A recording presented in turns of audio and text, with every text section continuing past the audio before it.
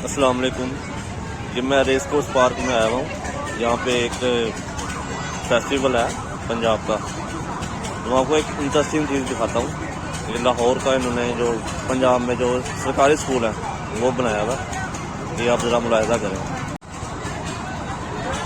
ये देखिए सरकारी स्कूल उन्होंने बनाया, और ये जो हमारा नारा है माशाल्लाह से, ये उन्होंने ईमान, इत्तेहाद, तंजीम और ये यकीन महकम लिखा हुआ है उन्होंने।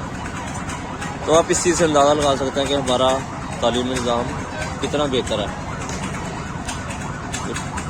पंजाब के जो निज़ाम है उनको ये एक चीज़ लिखनी भी नहीं आती, और ये हमारा स्कूल का जो हाल है सरकारी, वो इन्होंने लिखे हुए हैं, बनाए हुए हैं स्कूल। एक नक्शा दिखाया उन्होंने कि हमारे सरकारी स्कूलों का ये हाल है। ये आप देख सकते हैं इनकी, हमारे स्कूलों में वाकई ऐसी तालीम है जो यहाँ पे उन्होंने लिखा हुआ है।